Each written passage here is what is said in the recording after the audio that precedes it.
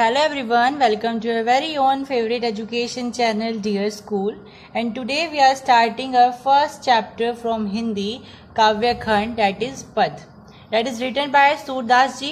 तो आज हम इस लेसन का आगाज करने वाले हैं और इसी वीडियो में इस लेसन को खत्म भी कर देंगे, वो भी समरी के साथ, एक्स्ट्रा पॉइंट्स के साथ और शब्दार्थ के साथ जो इसमें इंपॉर्टेंट शब्दार्थ हैं। So let's start. तो ये जो चैप्टर है ये सूरदास जी ने लिखा है और सूरदास जी का जो ये चैप्टर है बेसिकली सूर सागर से लिया गया है और सूर सागर उन्हीं की एक काव्य, एक तरीके से हम बोल सकते हैं काव्य की एक किताब है, ठीक है, जिसे हम ग्रंथ बोलते हैं। तो एक तरीके से उनका सूर सागर से ये कविता ली गई है सूरदास जी की पद, जिसका नाम है, और ये जो पद है ये एक तरीके का भ्रमर गीत है। आगे बढ़ने से पहले मैं आपको ये बता दूं कि भ्रमर गीत क्या होता है। भ्रमर गीत का मतलब होता है जब हम किसी इंसान से इनडायरेक्टली बात करते हैं। एग्जाम्पल के लिए एक आदमी है ए जो कि बी वाले आदमी से बात करना चाहता है लेकिन डायरेक्ट बात करना नहीं चाहता है, तो वो किसी सी आदमी का या सी किसी वस्तु का सहारा लेगा इस आदमी को वो बात बताने के लिए, मतलब इसके थ्रू वो बात कहेगा, लेकिन कह किसको रहा है, बी को कह रहा है। तो जब हम किसी बात को किसी दूसरे व्यक्ति या दूसरे वस्तु के माध्यम से सामने वाले इंसान के सामने अपनी बात को प्रकट करते हैं उसे हम भ्रमर कहते हैं। और अगर वो गीत की फॉर्म में हो, मतलब सॉन्ग की फॉर्म में हो, तो उसे हम बोलते हैं कि वो भ्रमर गीत है।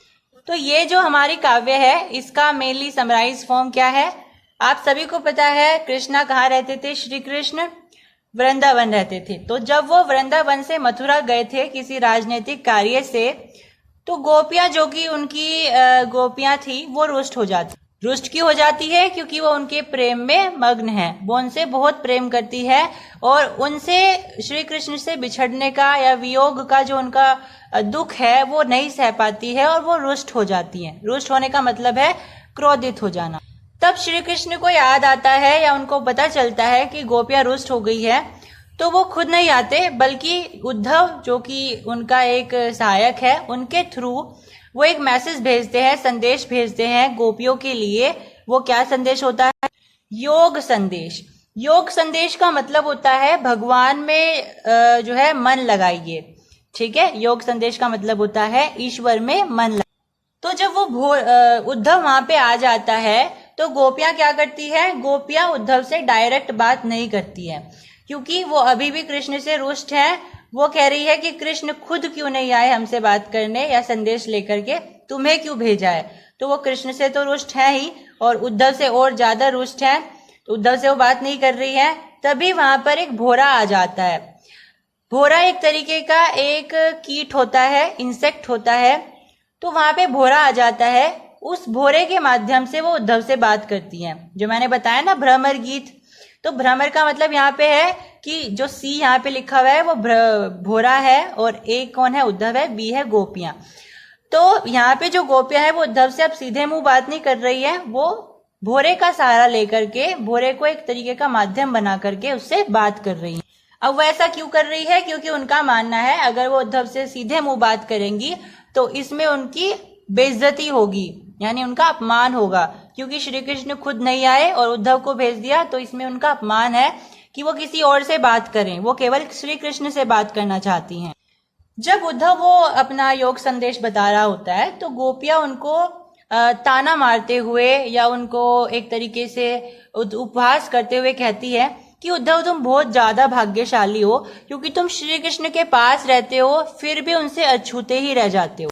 अछूते रह जाने का मतलब है कि उनके प्रेम में नहीं हो, यानी कि वो अपना एग्जाम्पल दे रही है कि हम उनसे दूर रहते हैं फिर भी हम उनसे प्रेम करते हैं और तुम्हें कोई परवाही नहीं है, तुम श्री कृष्ण के बारे में कुछ भी नहीं जानते हो और उनके पास ही रहते हो।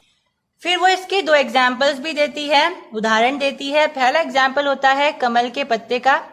वो कहती है कि जिस तरीके से जो कमल का पत्ता होता है वो पानी में रहता है फिर भी वो सूखा ही रहता है, क्योंकि जो कमल का पत्ता होता है ना वो ऑयली ऑयली होता है, ऊपर से उसके ऊपर एक लेयर चढ़ी रहती है नेचुरली, तो वो पानी में भले ही रहता है लेकिन उसके ऊपर एक बूंद भी पानी की नहीं होती है, वो पिछल के गिर जाती है नीचे पानी की बूंद, क्योंकि वो ऑयली होता है। तो वहां पे उन्होंने इस चीज को इससे कंपेयर कि जैसे कमल पानी में रहते हुए भी पानी से अछूता रह जाता है, उसी प्रकार वो उद्धव को कहती है कि तुम श्री कृष्ण के पास रहते हो फिर भी उनके प्रेम में रम नहीं पाए हो।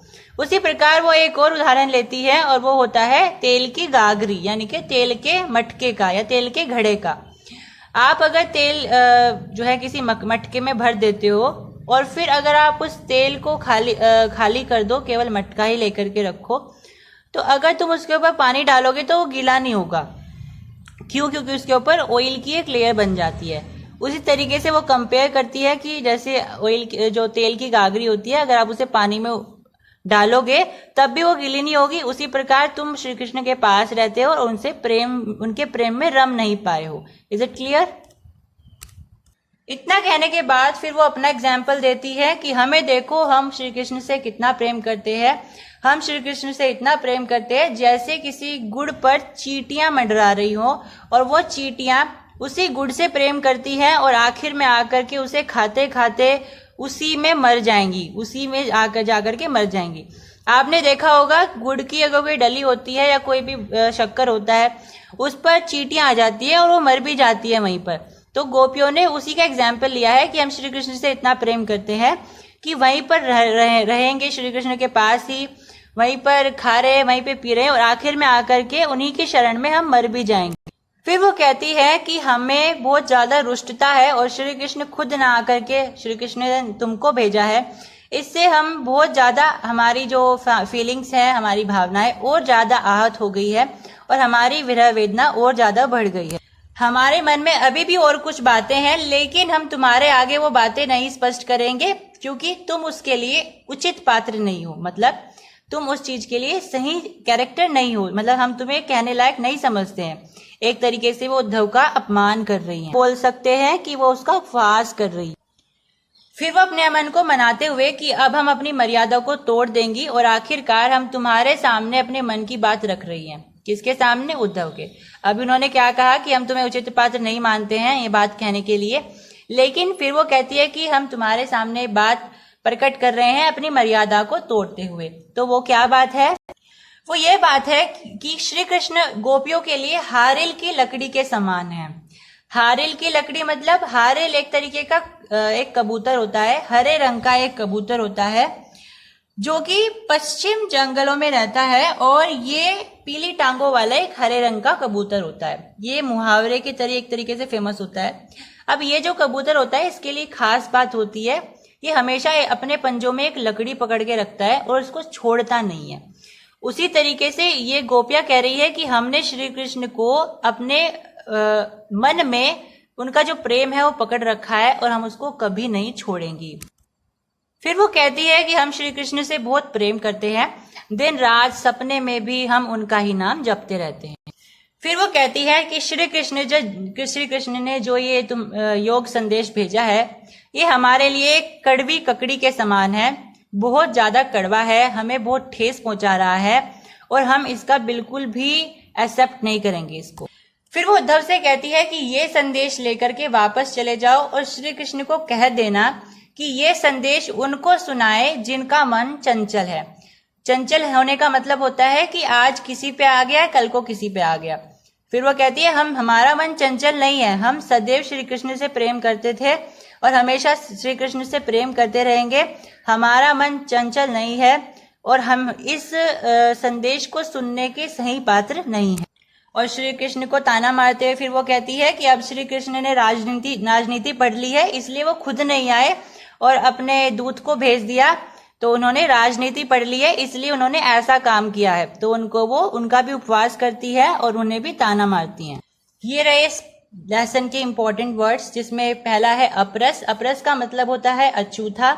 ये शब्द उन्होंने यूज किया था उद्धव के लिए कि तुम श्री कृष्ण के पास रहते हो फिर भी उनसे अपरस हो, मतलब उनसे अछूते हो उनके प्रेम से।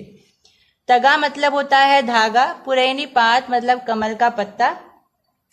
प्रीति नदी मतलब प्रेम की नदी। अब इस शब्द को लेकर के एक क्वेश्चन और आता है कि प्रीति नदी में कौन सा अलंकार है। तो आपको ये ध्यान रखना है कि प्रीति नदी जो शब्द है उसके अंदर रूपक अलंकार है। परागी का मतलब होता है मुग्ध होना। धार का मतलब होता है योग की प्रबल धारा।